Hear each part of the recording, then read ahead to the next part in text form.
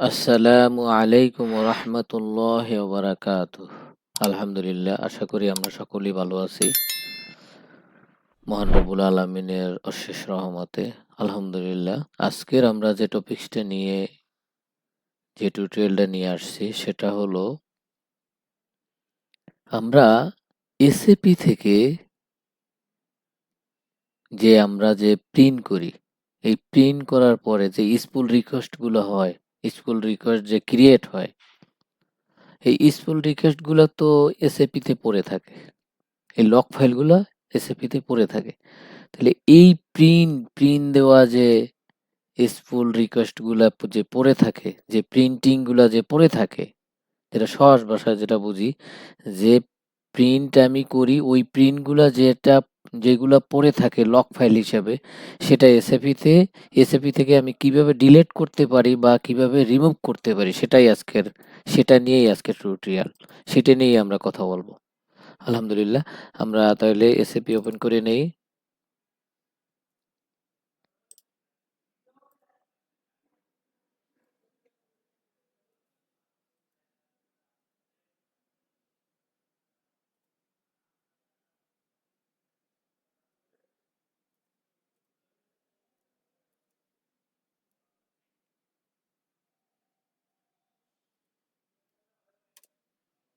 আমরা SAP open করে নিলাম। এবারে আমরা একটা টি কোড দিয়ে ঢুকবো। যেমন মনে করেন আমাদের অনেকগুলা স্পুল রিকোয়েস্ট পড়ে থাকবে, দেখবেন এই যে NSP 02, এটা ঢুকবো আমরা। সেলাস, যে আমার লেখে আমি দেখাচ্ছি, সেলাস NSP 02। খেয়াল রাখতে হবে এই জন্য আবার ও না হয়ে যায়, দেখেন এই ও ও কিন্তু গোল, আর জিরো লম্বা লম্বি। এই যে NSP 02 এন্টার করলাম। এন্টার করার পর দেখেন চলে আসছে, কিন্তু এন্টার করার পরে অনেকগুলা স্পুল রিকোয়েস্ট কিন্তু আমার চলে আসছে।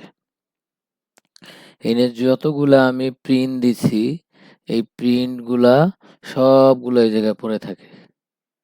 এখন মনে করেন এখানে আছে, বেশি একটা নাই আমার এই জায়গায়।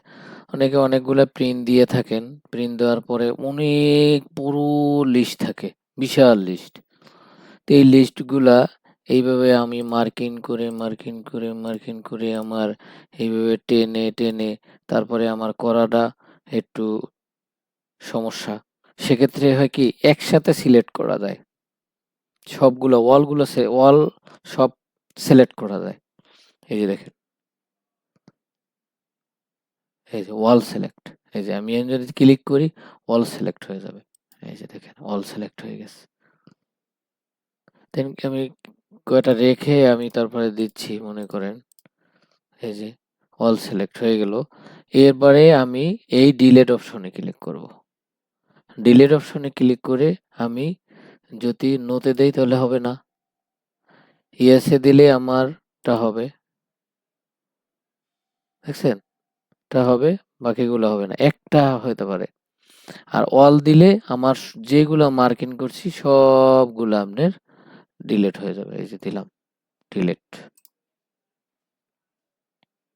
ইয়েস, ওই যে এই যে ডিলিট হয়ে গেছে, দেখছেন ঠিক মাঝে ডিলিট হয়ে গেছে।